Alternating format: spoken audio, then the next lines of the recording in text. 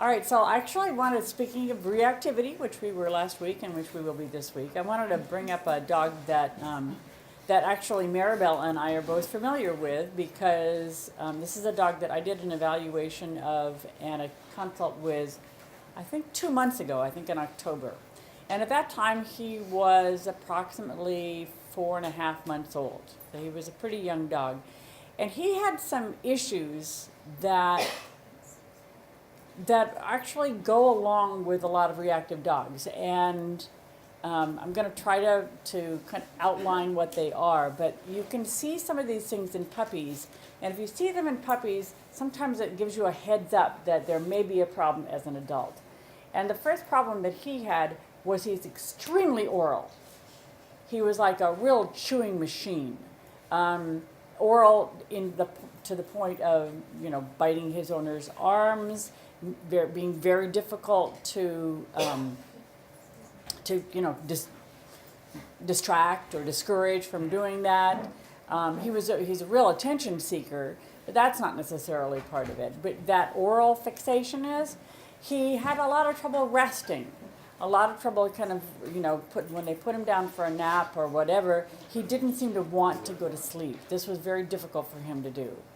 And what else was there, Maribel? He was, sudden environmental change. So any kind of, even at 4.5 months, any kind of sudden environmental change, and he would become highly emotional. So if somebody came into the house, he not necessarily, when I say emotional, he wouldn't necessarily get reactive and unhappy and fearful. He would just get just over the top, energetic. And so they were having a lot of problems with him, and these people are very nice people, but they are first-time owners. And they live in a fairly small place, in the East Bay someplace. So there were these things that I thought were kind of problematic. And you were walking him at that time, weren't you? Right. And what were you seeing? That he was fearful, Uh-huh. and I told them that fear can easily swap into aggression, and they keep thinking like humans. I don't understand what he would. Why is he afraid? I don't know Yeah. why he's afraid, Yeah. which is Why something that doesn't happens he all the like time. being petted, and they, like you pointed out, they insisted on petting him, and he would, snap. He was biting them. Yeah, it's like, don't do that, but they want a touchy-feely dog. Yeah. Yeah, they want a dog that they can hug and love and all that kind of stuff, and that's legitimate. One would like that. What kind of dog? He looks like a Swiss Mountain Dog. They actually did the DNA on him, and he's kind of a bunch of different breeds, including German Shepherd, but a lot of different breeds. But I'm looking at him going, boy, does he look like a Swiss Mountain Dog, which they look like short-coated Bernese Mountain Dogs. But they're far, far more energetic. They're bigger dogs. Anyway, so overstimulated with touching. yeah, he would get overstimulated with touching. It was just very difficult. So that overstimulation by touching, also the fact that when you put your hand near his head, he wants to bite it. Yeah, a lot of dogs do that, but many dogs can be discouraged by either handling them from the back first, or doing a full body, or teaching them by training that hands approaching heads are good things or whatever. And he seemed to have a hard time with it. So now he's 7 months old, and the behaviors are getting worse. And he's actually, they had a guest over to their house, and they did what I suggested that they do when people come over, which is put him away. In their case, they put him out in the yard until the people were there for a while, and he was really quiet. But when they brought him into the house, afterwards, when they were there, he wanted to attack this person. And at 7 months of age, to attack people is abnormal.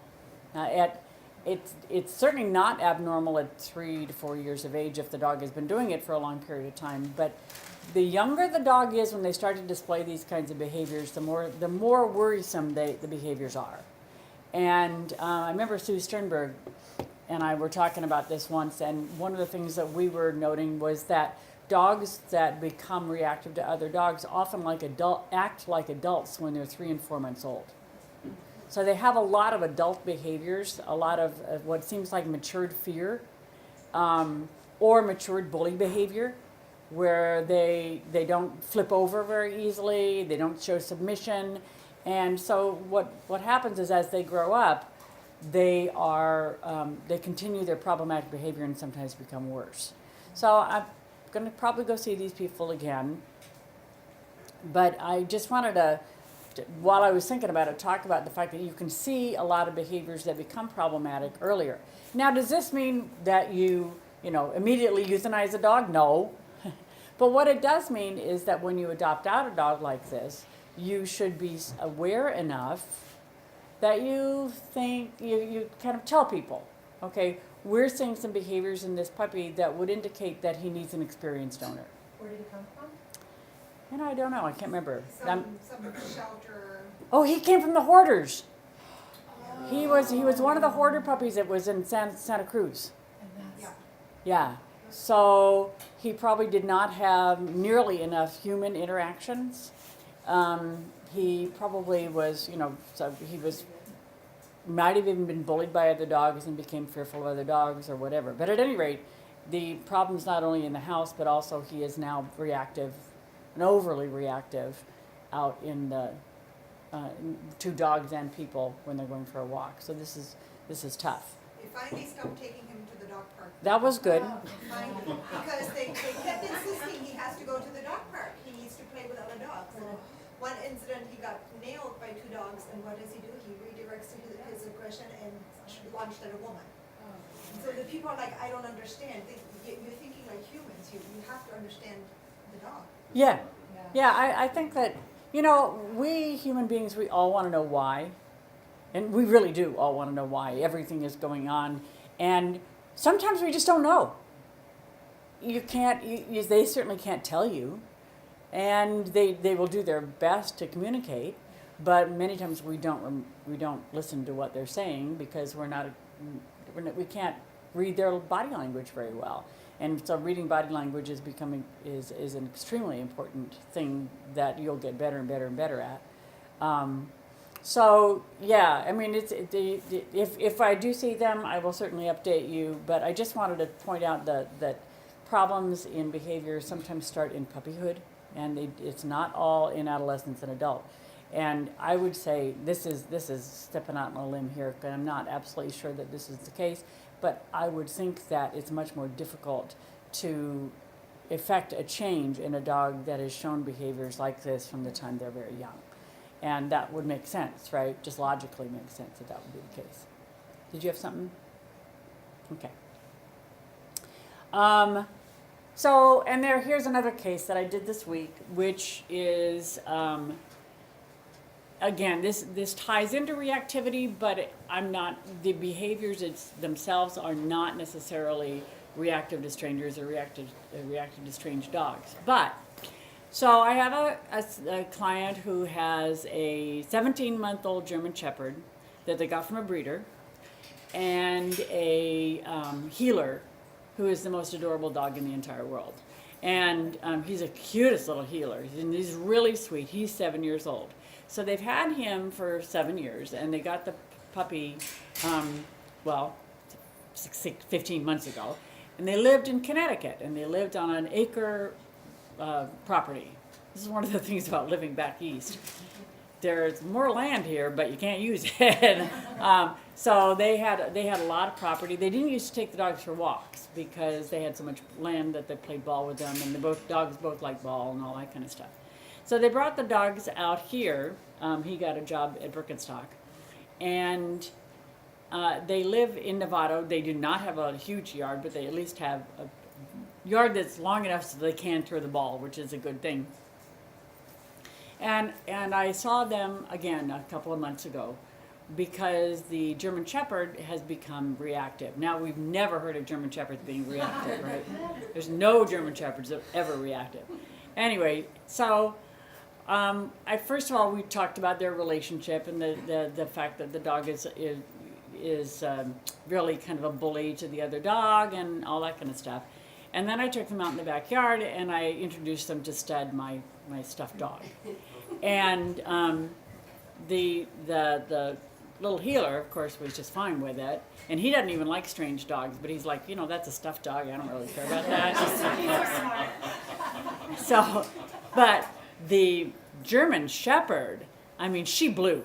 She went into a full-on hysterical fit. And so I brought her back to see the dog. I put the dog on the ground, you know, so that she could go sniff it. Then I raised it up and she'd blow again. And then I put her down and put the dog down, bring it back up again. She'd blow again each time. And she was redirecting on the owner, so that was not a really good thing.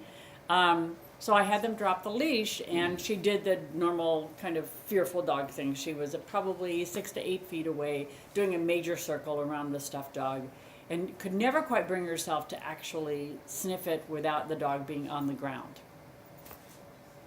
So I gave them some homework to do in their backyard. The recommendations for walks were kind of unusual based on what they had back east when they were in Connecticut. I suggested that they go on walks separately, not together, and that they go on walks every other day. And the reason I wanted to do that was because I wanted her to have a chance to really regroup after each walk. And then I also suggested that they walk her in places where there's not going to be very many other people. And luckily in Novato at this point, you can find places where there's not going to be a whole lot of people. So that they could walk on the techniques, use the techniques, practice the techniques that I'd recommended for them too.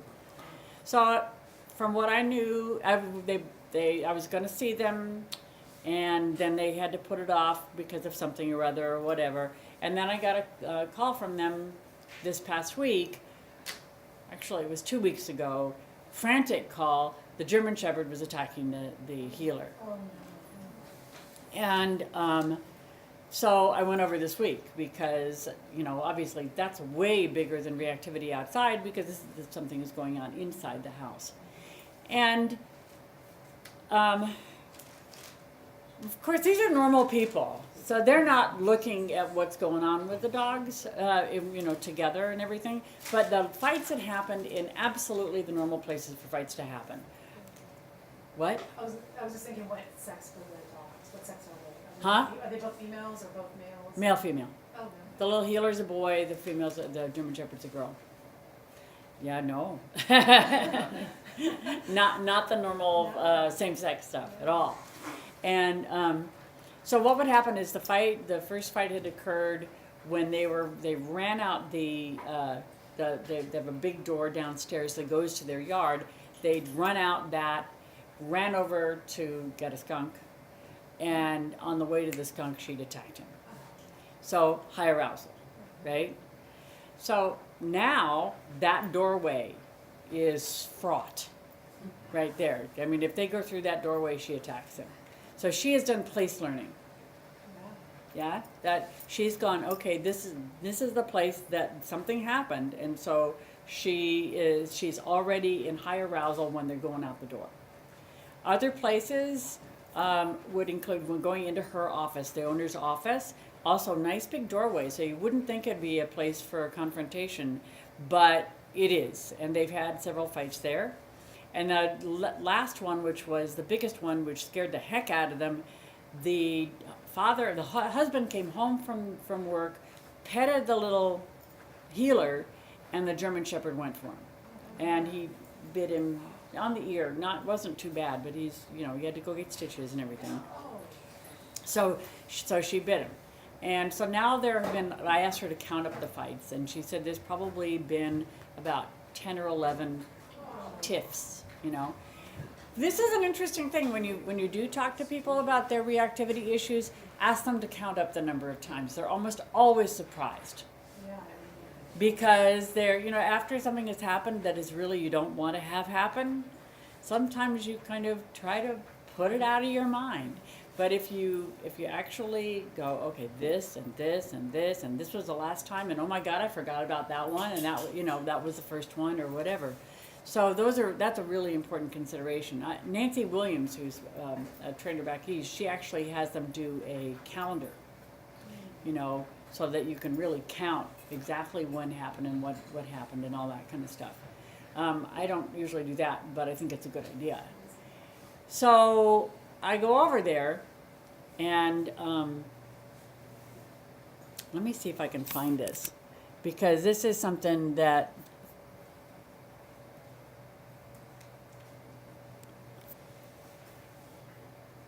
Okay, so these are the two dogs. No, not you.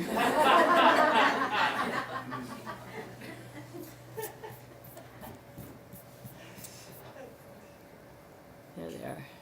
Okay, so can you see that? Yeah. Okay, so you can see there's the little healer, and there's the German Shepherd, and these dogs have always gotten along really well together. But can you see the body language on the healer? Looking away. Yeah, and leaning away, really leaning away. And to her, this is the owner. This was something that she wasn't really aware of. But the whole time I'm there, I'm watching this little healer going, you know. So he's obviously terrified of the German Shepherd, and yet they play. They go outside and they play. They chase each other all over the place. Sometimes they do all kinds of stuff. What about beds? Like, are Is they that a rated? feeding station there in the, Nope. Well, that's water, okay. but that's not where they're just any place they were. When the little healer came and paid attention to me, she's looking daggers at him. So it wasn't even that it's not even his her people. It's any people. So What about other resources? Beds, food? beds, not so much. Food, on my suggestion, and food and attention. We're dropping down the attention on at every level, but with food, I decided that they have to be separated to be fed, and then I suggested that we do something that I really don't like to do, which is to feed the one who thinks she's a top dog first. Feed the insecure one first. It's not what I normally do. Normally, we try to just kind of just have feed randomly, whoever gets what they get and all that kind of stuff. But in this case, it's like, all right, you feed her first, then you go over and you feed him, and then you come back to her. And you stand next to her while she's eating. When she's finished eating, you have her sit and you give her a couple more pieces of kibble. So she is getting first and last, which is what some of these insecure dogs need. Well, and just wondering, like, what's the difference if you just feed them in separate rooms, or you're just feeding them separate? I mean, They don't have a kind of house where they can do that. I see. So a lot of it depends on the different house. But on in the this house. case, if they had that, would you just be like, Yeah, feed them in the living that'd be room, feed fine. them in the To kitchen? put one in one room, one in the And then other, you don't close the have- door. Okay. Yeah, or put one in a kennel. Yeah. And one not in a kennel. But if you're putting one in a kennel, you can't have the one that is insecure going like this. Yeah. I'd get you if I could, because they do. They're like little kids. I'll get you. You just wait, because that's the problem with it. Is that if you feed one and then the other one, and the insecure one finishes first and goes and stares at the other one, that will cause the second one to not eat, or to get worried or whatever. So, and the healer, who is the older dog who used to actually chastise the younger dog, still has some of those behaviors in place. So, it's kind of just a really interesting and horrible kind of situation. Yeah. So you clearly have got a bunch of management techniques to deal with this emerging or emerged set of behaviors, but that's just management. Can you train this dog out of it? And Well, what would you think you would do to do training? be damned if I know. Yeah. Yeah, I mean, I'm thinking, medicate the dog? yeah. Well, actually, I did suggest that she talk to her vet about maybe some Prozac, because if you do it at this age, it might have more of an effect than if you wait till later. Yeah, we're doing training, but the training is mostly relaxation training.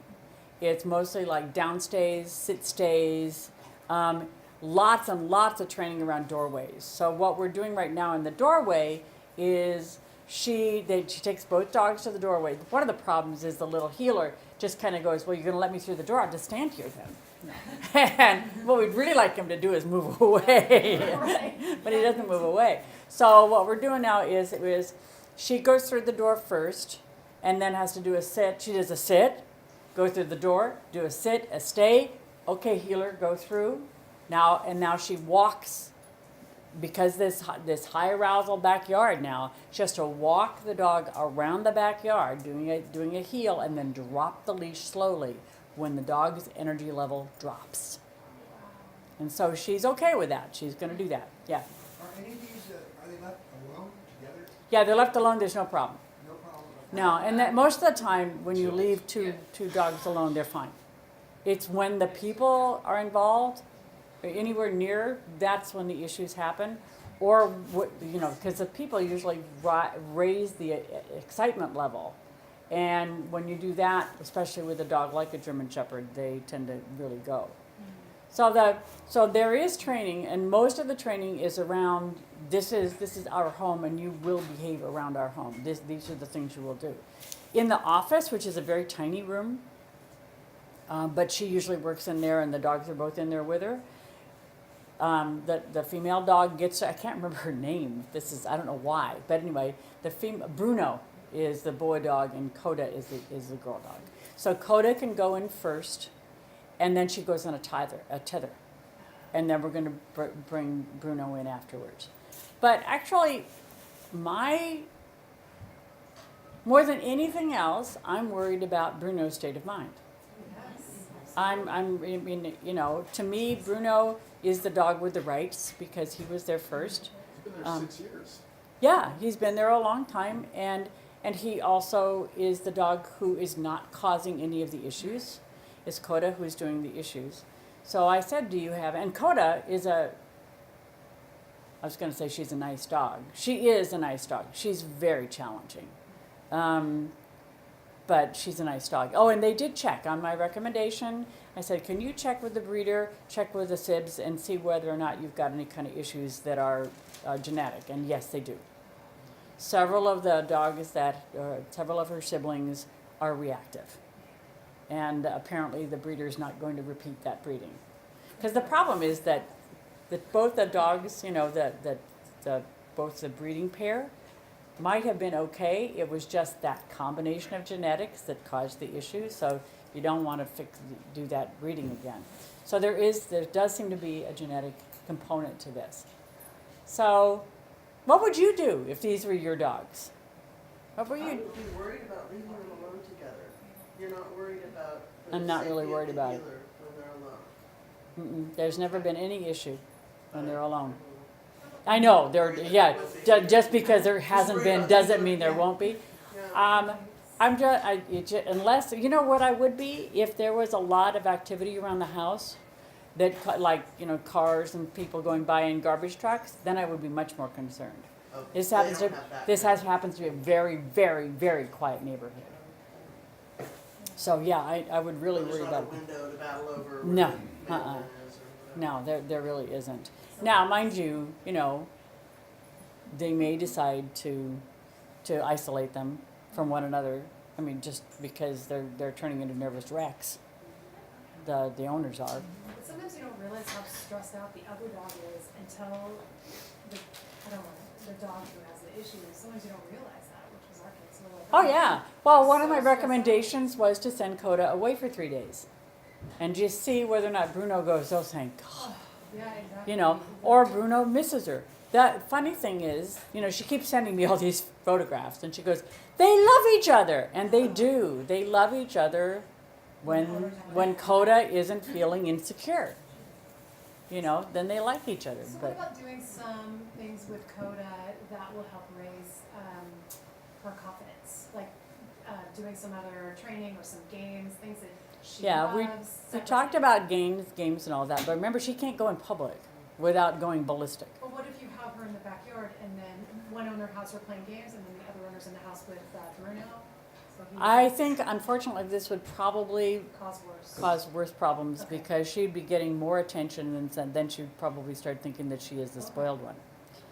You know, she's the one who deserves the attention. It's possible it's worth a try, but, you know, I worry about that. Yeah. Yeah, It seems to all come down to quality of life for everybody. I think so. Yeah. For the people, the dogs, and how much do you want to have to manage? And do you want to set a timeline? Like how much management for how long, you know, to see if there's success or a significant change. I actually started them on the road of thinking about rehoming Coda. Right? Absolutely. Because I think that in the end, that's what's going to have to happen. She said, or for that matter, Bruno. She said one of her daughters would love to have Bruno. but her daughter lives in Connecticut, so this is a really big decision to make. It's not like she can just take her across town. So, I mean, I'd take Bruno in a heartbeat. He is the most adorable dog. He's just really a sweetie. But, you know, personally, what I would do is I would return the dog to the breeder. If he's a good breeder, they'll take her back, and, you know, try again later with a different dog if they want to do that. Because Bruno's obviously quite social when he gets to know a dog. So it's just a really awkward situation. But I think they're going to have it handled for a while. It's just that as soon as they start taking Coda out for a walk and really trying to work on some of this reactivity, it'll come back in spades. Because now we've got, you know, high levels of anxiety and high levels of arousal all the time. Just out of curiosity, what would the breeder do with such a returned problem dog? What would they do with it? Well, some of them euthanize. Some of them actually have the dog live with them. And sometimes you can rehome a dog like this successfully to somebody who is very, very experienced. The thing about returning the dog to the breeder is mostly, from my point of view, is mostly to say, you need to take responsibility for breeding animals because you're putting these animals out into the public and the public really doesn't know what to do with them. So it's kind of like, I really like it if people return a dog to a shelter if they can't handle it. I understand trying to find a different home for them and all that kind of stuff. Maybe even not returning a dog to a shelter, but just saying, these are the problems that we're having, and these are the problems that you're not finding, because I think that things need to come back to a shelter or they need to come back to a breeder, that you can't do that breeding again. You know, I'm not a person who says you can't have purebred dogs. I don't ever say that kind of stuff. I like purebred dogs, so it would be really two-faced of me to do that. But I do think that if you're going to be a breeder, if you're going to go and try to work with these dogs and to breed these dogs, then you need to be very responsible about what you're doing. And I would never breed dogs, just because I don't think I could take that amount of responsibility. There's a German Shepherd breeder in our area who I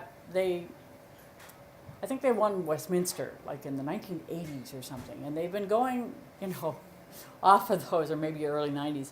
You know, they've been going off of that for a long time, and they put out such horrible dogs that it is, you know, it's a crime what they're doing. And nobody calls them to task for it, or maybe not enough people call them to task for it. And or people blame the owner. This is, I had a client who, she was a really nice woman. Actually, this is not the same kind of situation. She had gotten the German Shepherd from this particular breeder, and when she brought the dog into me, the dog was highly reactive, and yet when I walked the dog, it was okay. And this was a different kind of situation, because what it ended up being was a woman had her sister had been driving like from northern to southern California, stopped at a rest stop, went to sleep, somebody came up and shot her in the back of the head. So the woman who owned the German Shepherd was getting the German Shepherd for security. And she put too much authority, she gave the dog too much responsibility, and the dog couldn't handle it. So the dog actually was a fine dog. But she returned it to the breeder, and the breeder just nailed her. Just was like, how could you do this to the dog? You know, you're a really bad trainer, and I hate people, or, you know, I hate people who do that. It's so wicked cruel.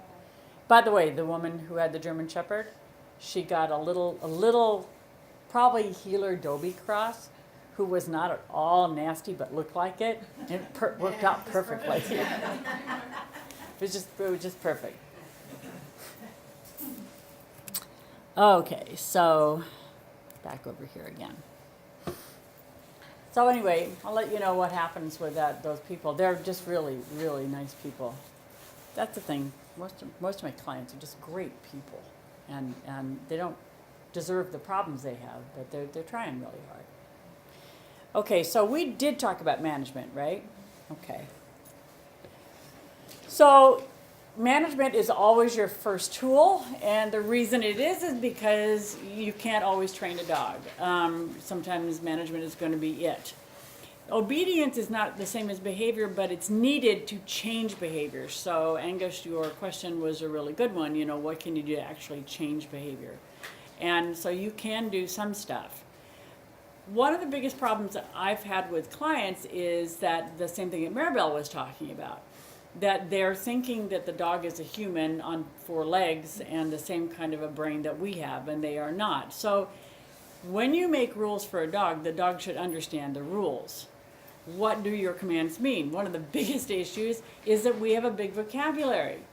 So we will tell our dog to sit, and then we'll tell them to sit down, and then we'll tell them to put their butt on the ground, and then we'll tell them, did you hear me?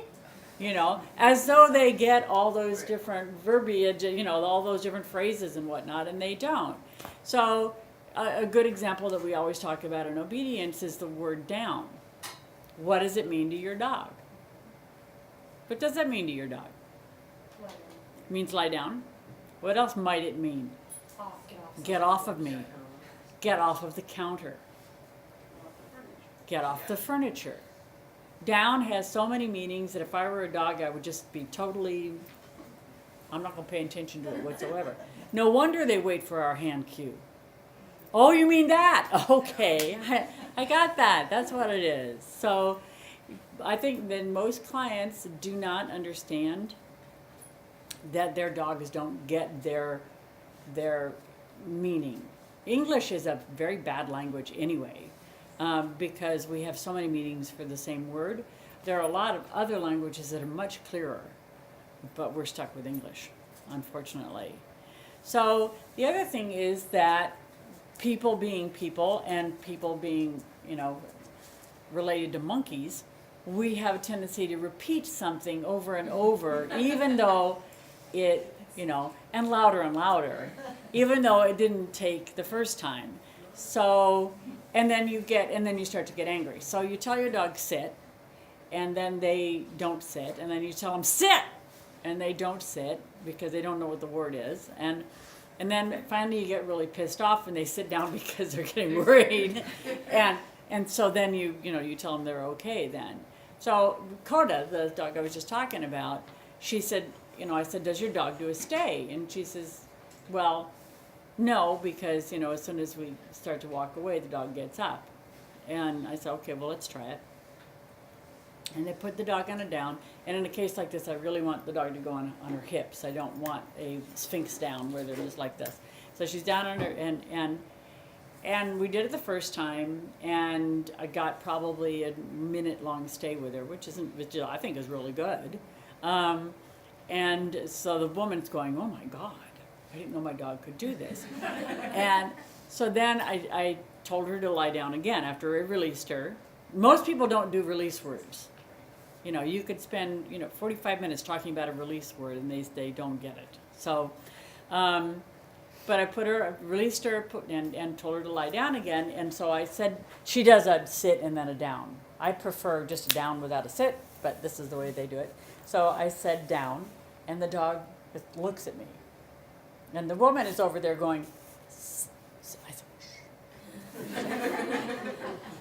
so I'm just waiting, and I waited for about 45 seconds, and she finally went and got on the ground, and I went, yes, that's a good girl, and then we finished the downstay. And the woman's going, I can't believe that. And I said, yes, waiting is a good thing. If you think your dog knows what's going on, and if you keep telling them to do the same thing over and over, first of all, they're not going to listen to you because you keep repeating yourself redundantly over and over. But secondly, their arousal level goes up. And what are we trying to do with a dog with reactivity issues? We're trying to calm them down. So waiting is really important. Yeah. What's a reasonable amount of time to wait before you? Oh, what a good question. I don't have a clue. I wait until I'm pretty until the dog looks like it's, if the dog's still got some attention on me, I'll continue to wait. If the dog just kind of goes like this, I may bring their attention back to the moment and start all over again. The hardest thing is just that beginning part of the wait, to understand that you don't have to get the behavior right away. And for those of us who are a little bit impatient, it's very difficult. And then if you're working with a shelter dog, it's even worse because everybody says sit a different way, or down a different way, or whatever. And so the dog has to be able to actually interpret what you mean. It's very hard. I've heard Ian Dunbar say in a lecture, he's waited 5 minutes. So basically, just I've waited a long time. I and don't, the dog finally, gets bored and lies down. And then you go, oh, that was and I'm right. thinking, so you have to wake the dog up. Yeah, yeah, I mean, yeah.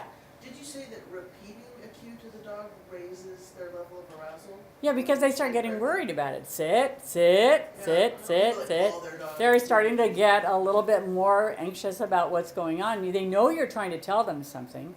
Most dogs are not going. I mean, most of them aren't. Most of them are just, there's a miscommunication going on. You're saying sit, they're hearing scamelbabbits. They don't know what it is. You know who, oh God, what's her name? The dogs bones would rain from the sky. Suzanne Clothier. Suzanne Clothier has these great games that she plays, and when we do the learning theory, we play some of these, but where you have a different word. You have apples for sit or whatever. Because we know what sit means, or we know what down means. And so we think they know. So if you start teaching the dog that apple means down, then everything goes differently because it doesn't already have a meaning in our head. And I know I've got so many clients over the years who've said, what do I say when I want the dog to walk right next to me? I don't care. You say whatever you want to say. But that's so confusing to people. And then they go, is it heel? Sure, if you want to say heel, that's fine. Is it, with me? Yep, that's okay too. Well, what's the right way? There is no right way. They do not speak English, and it's just, and we all do this, and that's those people, Marion, that you're talking about, that sit means sit thing. That is they're so wicked cruel, those people, and that is appealing to our sense that the dog ought to know our language. Yeah. One quick thing about the waiting again. What are you doing with your eyes? Looking at the dog. If you are trying to stop the dog from trying to get attention, and you're doing that hold on the collar, you don't look at the dog. So you're kind of going, you're doing something I don't want, and I'm not looking at you. But if you are asking for something like a sit or a down or whatever it might be, then yes, you look at the dog. I would do it with Aspen. She's usually pretty good. The problem with Aspen is Aspen likes to pop right out of things, and so getting her to do a stay, she goes, no, I'll do a heel now. I'll do a this. I'll do a that. So I probably should work on it a little bit more than I do. Nobody else should work on things more than they do, right? That's just me. Yeah, okay. Yeah, I mean, everybody else's dogs are perfect. Training is easy. Training is the easy part. The relationship and management parts are harder than the training part. However, training takes practice. You cannot train something. This is what happens in classes, and I know those of you who work in classes, you already know this, that that you're trying to teach something like, say it's just this, the position here for a heel. And so you do it 5 or 6 times, and the person kind of has it, and so they think, okay, well, I want to go on to the next thing, because they think the dog has it. How long do you think it is before a dog has something? A lot longer, right? A really good way to do it is to do, if you're doing a down, and you do several downs, and then you move about 4 feet away, and you try for a down again, and the dog is like, well, what do you mean?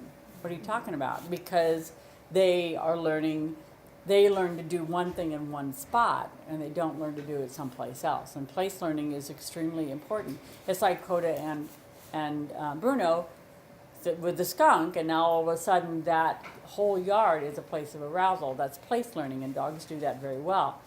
And for years, I was going to do 2 T-shirts. One of them is said, or just a T-shirt with writing on both sides. My dog always does it at home, or my dog only does it here. Because when you teach classes, that people are always saying that. Well, he does it at home, yeah, but, or he only does it here. And at Marin, we would be teaching like loose leash walking or something, and I'd watch the people bring the dogs in, and they'd be like this. They get all the way into the pavilion, and then all of a sudden they're really good. And then going back out after class, they're back out like that again. Because dogs are place learners. And they, you know, they're going to learn to do well where you expect them to do well, and where it's actually it's kind of a mandatory thing that they're supposed to do something well. So when you teach a behavior, any behavior, when you're first teaching it, the behavior has to be, the conditions should be optimal. So you can't teach a dog to do something outside where there are squirrels running around when you want the dog to be concentrating on what you want the dog to be concentrating on. So a controlled environment is really important, which is one reason why dog training classes should not be taught at dog training classes. I mean, what do? You bring a whole bunch of dogs that don't know each other in, and you tell them to all to concentrate on the owner, who is really the most boring thing in the entire world. And everybody else has better treats. Everybody else has better everything. And so you're asking dogs to actually learn under circumstances and conditions that are not optimal. And in fact are the exact opposite of optimal. The dog has to be ready to learn. Think of most classes you know about. Are the dogs ready to learn? Or are they kind of being told they must learn? Once a dog is like in a higher level class, they know they're supposed to focus even when there's other dogs around. But if I were teaching classes, you know, in the way that I would like to teach classes, I would have the people there every week, and then they go home and practice with the dogs. And they would practice with my dogs or with somebody else's, a trained dog, instead of trying to teach their... It's like two ignorant species trying to teach things at the same time to each other and failing utterly. And then, you know, that didn't work. Yeah. It's interesting what you say about the controlled environment, because I assist with it's called the Bark and Lunch Club, and it's a reactive dog class. Yeah. And so all the dogs, you know, in their pods or whatever, so we're doing lots of exercises. So after 5 weeks, they're all pretty comfortable. They actually have a neutral dog, and they have actually at first they have the dogs pretty close. Like, people don't realize how close their reactive dogs are. But they bring in a neutral dog who's really, the first one they brought in, she was older, pretty calm. One little dog was reacting like crazy because he had gotten used to the other five dogs. But the new, very neutral dog, he just went ballistic. Mm-hmm. And it was really interesting about that because That's normal. It's Anytime, disheartening. it's kind of the same thing that happens when you have a dog that's got reactivity issues with people. You bring somebody into a house, it takes them an hour to get used to that person, then the person gets up to go to the bathroom. You've just changed the picture. Yeah. As soon as you change the picture, the dog can't handle it anymore. They're used to this picture, this is the way it should be. And most reactive dog classes do have either pods, or I used to like putting dogs in crates, but then you have to get them used to that. Yeah. Yeah, one of the things I always thought was missing was people get a new dog, and so they don't really have a relationship yet. And they're coming into classes trying to teach it, and then they're not engaged. They don't even have a... There's two things, and Yeah. this isn't going to work very well. No, 'cause they don't even have a point at which they're meeting. Yeah. And the thing is that since we're people and they're dogs, we kind of think that they're supposed to do what we want. But nobody told them that. You know, they know that they like us, but liking and obeying are two completely different things. Ask any child. You know, they love their parents, but they not necessarily obey them unless there's a reason for them to obey them. Do you think reactive dog classes can be at all effective? I mean, the dogs really do get used to each other. They do. They get, yeah. I mean, if you're doing a 6-week class, I'd have the first 3 weeks without dogs.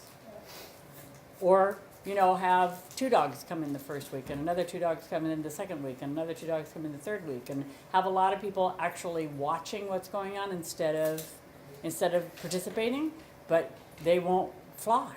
If people think that they have to work with their dog in order to make it work. And so half the time with classes, what you're doing is you're actually trying to convince, you know, trying to work against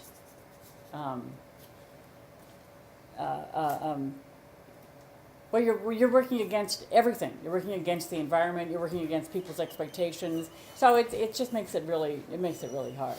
And as I said, next week we'll get into how I like to do reactive dog classes, and get an idea of what might be possible with a reactive dog class. But they're always difficult. You know, you really should have one reactive dog with 6 great dogs, but people with the great dogs are not going to like that. And, so it's not going to work. So remember that emotions control learning, or emotions certainly influence learning. So if the dog is calm and focused and not emotionally distraught, he's going to learn an awful lot more than if he's worried about the dog that's next door that keeps staring at him, or the fact that his owner is angry. Any of those things will cause the dog to stop being able to learn. And you have to remember that, there we go. Keep on coming. That's a boy. Jesse's going, do you have treats in your hand? I don't know. So that emotions always color learning. We all remember having great teacher when we were growing up, and that teacher made learning easy. You've got good ears Well, when nobody ever feeds her, the only way she manages to eat anything is if she hears something opening. Right. Okay, so another thing I think I've talked about before, but is that how a session ends will determine how well it's remembered. And this is something that Myrna Milani really talked about, and I very much like it, which is that if you end on an extremely high note, you have just blown your entire class, or you've blown your entire last 10 minutes or whatever. If you go, wow, that was so good, the dog's going to forget everything that just happened. But if you do it in a really quiet, calm manner, where the dog is now, okay, you just did a really nice session, you're like, good dog, that was really, really good. And you don't throw a party, you throw a party later, right when you're ending the session, try to make it so that the memory is consolidated. That's really important. Another important thing about training is that you don't do them for too long, because if you do them for too long, then the dog gets weary, they run out of self-control, and they forget everything they learned. Yeah. So often I do see trainers say throw a party when it's like a long distance recall.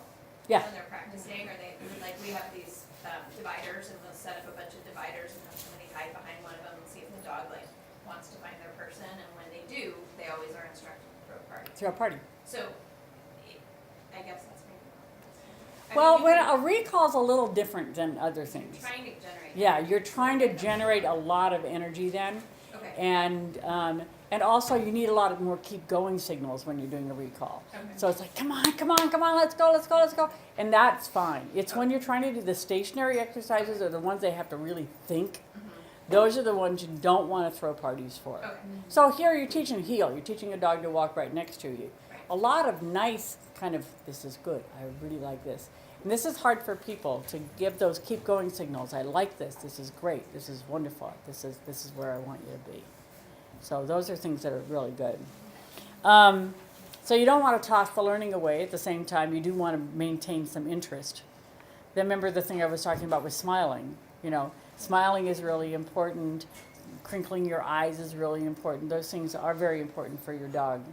In fact, I read another study this week which was talking about the fact that dogs are so good at reading our body language, our faces, much, much better than we are at reading theirs. So, potential issues with particular techniques. Luring and modeling is something that teachers, particularly luring, is something that a lot of trainers use a great deal. And luring is just using it, it's a carrot and stick kind of thing. It's like, not carrot and stick, just carrot. Where you actually are kind of helping a dog do something by luring. Whether that's a sit or walking somewhere or whatever. Luring is a wonderful tool, but it's not a tool that you should use for very long. As much as possible, you should get rid of it.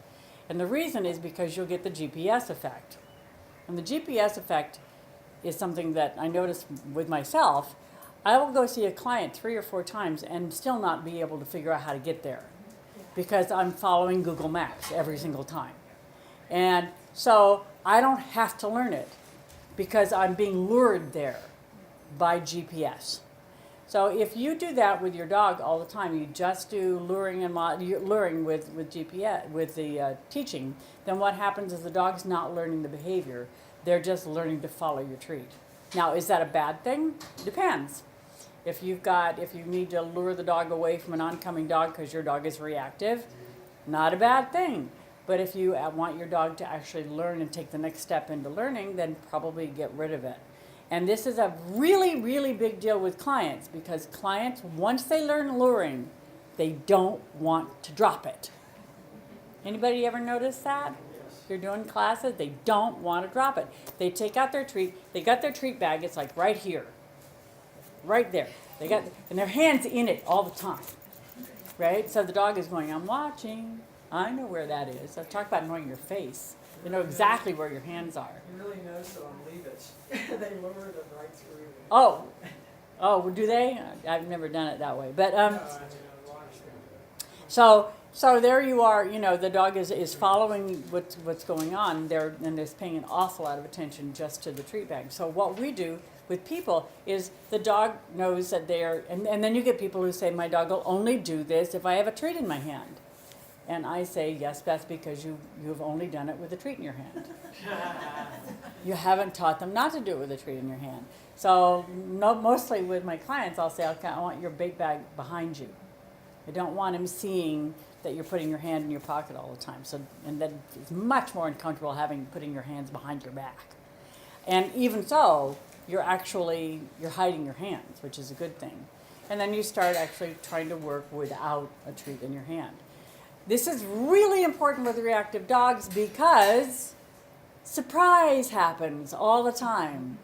You know, you're walking along, everything's cool and groovy, and suddenly another dog walks from around a corner, and you have your dog do something. And if you have to have a treat in your hand before they'll do it, then you have just lost that time. And so and once the dog is committed to reacting, you can't get them away from it. Or you can only do it by dragging them away. So once that commitment is taking place, this is what also is really difficult dealing with clients with, is because they're always asking me, you know, what do I do when the dog is exploding at another dog? Get out of town. Nothing you do is going to make any difference. It's not like you're going to be able to solve the problem at that point. You have to do it at the onset of the behavior, while the dog is still thinking about the behavior and can change their mind. There's a report I read this week that was really interesting about, with us, how much time we have between thinking about taking an action and actually taking the action. And if you're going to change your mind, when you have to do it before, say even you're just going to take a step, when do you change your mind about taking that step? Because if it's right here, you're done. It's over with. And for a dog who certainly has no intention of not exploding, it's not like they're going, should I or shouldn't I? They're not making that decision. So then you have to actually be able to say, okay, this is the point at which you're thinking about it. We got to change your mind right now. Which is one reason why trainers go, oh, look, he just made that great decision. Oh, goody, goody, goody. That was really great, because the dog made the decision at the point where they could make the decision, instead of waiting till the commitment happened and they can't make that decision. So modeling essentially is putting your hands on the dog and making the dog do something by if you're sitting doing this. There's nothing wrong with it, by the way. You know, jerking your dog is a different thing than modeling a dog. Modeling a dog is putting the dog here. If a dog can't understand how to do it down, lifting up the front legs and pushing and putting him down like that, that's modeling. The problem is the dog gets so used to having the hands on them that they forget, they never really learn what you want them to do. So it is really good to be able to get them to do it without. Now, having said that, I've said before, I'm a hands-on trainer. I really, really like being hands-on.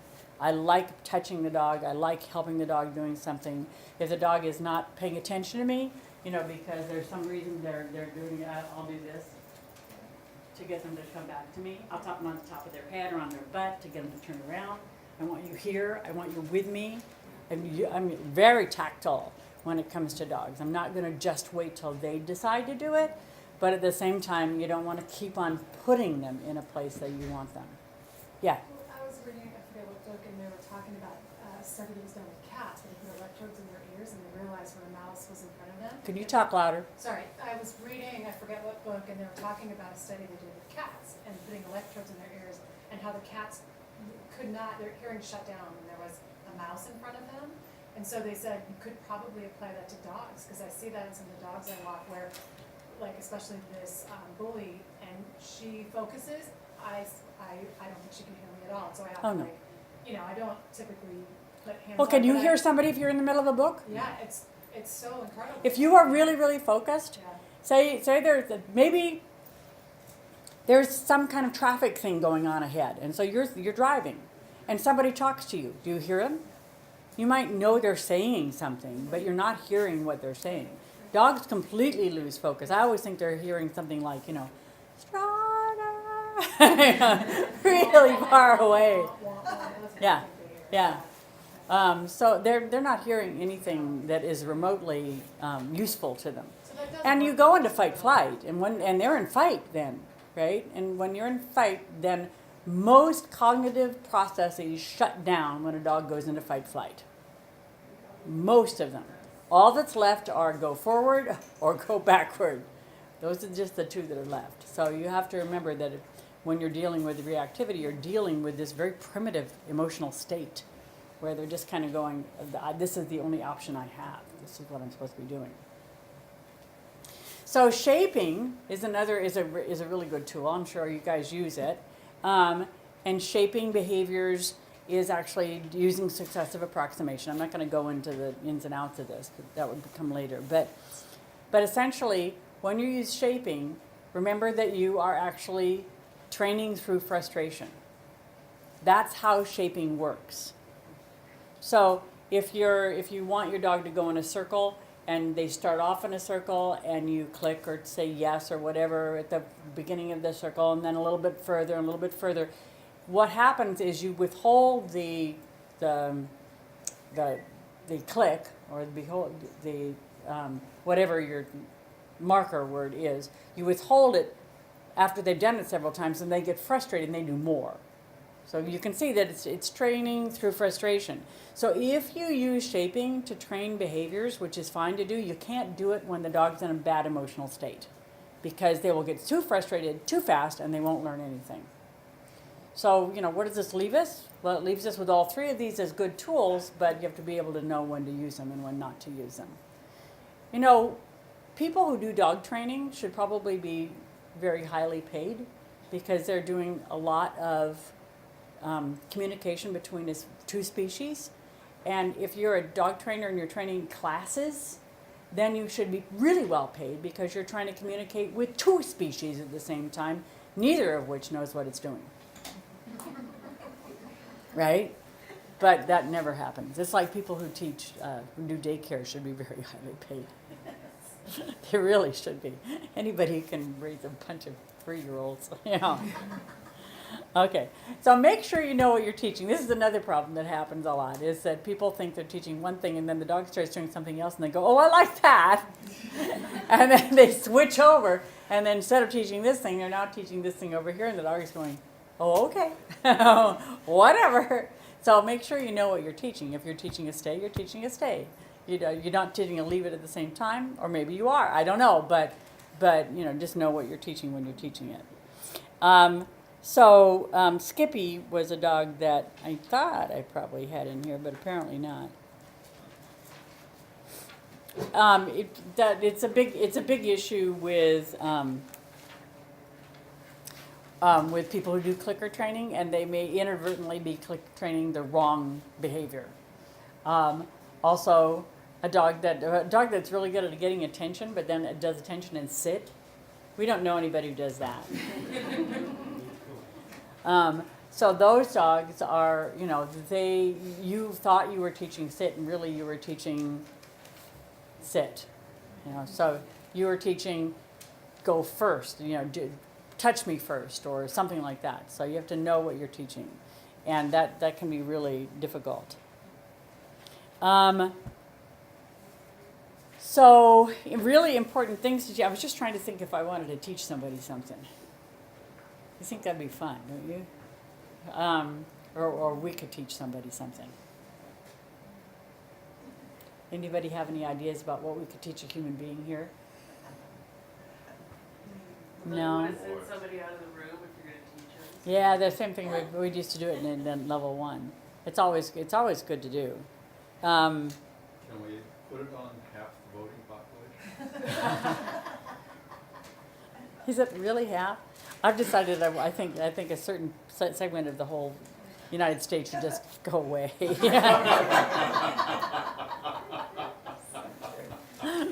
Okay. Well, let me think on that after the break, and we'll see what we do. So, the most important exercises for reactive dogs are the head snap, or the name game, or watch me, whatever you want to call it. For me, it's that turn when you say their name that's important. Not necessarily that they continue to watch you. That's important later, but just that head snap, so that if you're walking and you see another dog coming up ahead, and you go Strider, because he was my dog who had reactivity issues, so he got really used to that. And he'd turn and look at me, and then we could decide what to do next. So that name game thing is really, really important. And it's the easiest thing in the world to teach. All you got to do is teach it through Find It, and it's great. You know, you throw a treat on the ground, then as soon as they get it, you say their name, they turn back and look at you like, oh boy, something good is going to happen. You mark it, you say, yes, that was very good, and then you go on and do it again. And again, and again, and again, and again, and again, and again. How many repetitions do you think you need to get a real reliable behavior? We always say it's about 10,000. We don't really know how many it is, but it's certainly more than 5 or 6. It's dependent on the dog too. Yeah. And, you know, one of the problems with us humans is that we're very inconsistent in the way we say things. So it's like when you are doing if you have an iPhone or a phone with a finger thing, you know how many ways you got to put your finger down there in order for it to actually do that, know your fingerprint? Just think about that with regard to saying the dog's name. So Strider, Strider, Strider, Strider. You know, so the dog has to get all the ways you say the name before they actually understand that those syllables, Strider, are the ones that they're supposed to pay attention to. Polite walking is huge, huge, huge. Because what do we see with most reactive dogs? They pull on the leash. If they don't pull on the leash when you're walking, you know, when there's nothing else happening, they pull on the leash when there's something else happening. And they do not know to not pull on the leash. Boy, is it hard to teach a dog not to pull on the leash. I think it's probably the hardest exercise. What do you guys think? Yeah, I mean, it's because and that's why there's so many different tools for it. And all the different kinds of harnesses and the gentle leader and stuff like that. Those are all, and you know, there are some trainers who say, well, I always use a gentle leader, or I always use a harness, or I always use this, and I don't believe that I always use anything. I'm going to use what I need to use to get the job done. But I do have a whole bunch of different techniques that I use to try to teach polite walking, and I will use all the techniques on one dog. Because they are like, this is going to date me. Anybody here ever liked Star Trek? Yeah. You remember the Borg? Which version? You remember the Borg? Okay. The Borg are creatures that once you start, you know, you say you're going to try to kill them using rifles or whatever, it takes them 30 seconds to get used to the rifles and they don't work anymore. And dogs are like Borgs. Okay, I'm going to use this method. Whoops, it just stopped working. Because the dog just blew it, just figured out how not to do it again. So I will use a whole bunch of different methods trying to make the Borg do what I want them to do. And then, of course, stationary exercises are not only important in the home, they are also important outside. And one of the great ways to work with dogs is to take your reactive dog to the outside of a dog park and leave them in the car and work on a sit stay in a car or a down stay in a car. Far enough away so they're not exploding, but they should be aware that the dog park is happening. And it's one of the things I did with Strider. Only I did that with him, but mostly I actually had him on the outskirts of dog training classes at the Marine Humane Society. I was hovering around the outsides doing things with him. And then we never sometimes get to the recall with reactive dogs because, among other things, they probably shouldn't be off leash. But it's also, it just doesn't seem to, you know, it's not of the same amount of importance as polite walking. So what do you think about leave it? Y'all know what that is, right? Don't touch. Do y'all use that? I don't use it. I like it, but it depends on the dog, and some dogs are like, their owners have totally poisoned it, so they leave it, and then the dog is like, they never. Okay, so definitely you have that. The other thing that happens, so for me, is that leave it seems to make the item more important. As soon as you say leave it, they're like, you want that? You know, so they want it more. Doesn't work on Heather at all, I can tell you that. But then we haven't really trained it with Heather. She's been doing a lot of other things. So this weekend, a couple days ago, I was up where I walked the dogs off leash, and there were a bunch of buzzards, and she and Heather both like to chase buzzards, and they chased the buzzards, and I chased them. And I get up and there's a dead deer, and Aspen comes running back as soon as I said come, and she goes, yes, I am here, give me treats, I am here. And but Heather's like, no, there's red meat here. It was a very recently dead deer. I had to actually get into the carcass and pour out because she really wanted to do it. So leave it wasn't about to work. The worst thing about it was that somewhere in there I dropped my phone. So I started to keep on going for my walk, and I'm noticing that I always listen to books when I'm walking, and the book is getting quieter and quieter. I have no phone. This is the iPhone X. This is not like, this is like this. So I had to go back to the deer and get that, and I did find it. It took me about 20 minutes that I found it. Now, did you say, Siri, where are you? No, in fact, I have these little ear thingies, right? And I have off and on button there. I don't have a talk to Siri or anything like that. So it was just like I keep on hearing the sound, and then I know that the phone hasn't died yet. It would have been embarrassing had I been with anybody else, but it was just me, so it was just infuriating. Yeah. So what would you use in place of leave it? We use it a lot. If you drop something in the kitchen, it's a leave it, and it's like, oh, that's it. I occasionally use it in the kitchen, but mostly what I do with our dogs is I'll say, hey, and they look at me and I give them something else. So everybody thinks that when a grape drops, that means good cheese is coming for everybody. So they don't even go after that. Aspen does a really good leave it. Luke goes, what does that mean? He took it. He knows what he took the class. He knows what it means, but all that. But I just don't use it very much. And I'll tell you what I don't use. I don't use it very much with reactive dogs, because I think that every time you say leave it, you've got this frisson of emotion that goes out. It's like, leave it, so you're mad.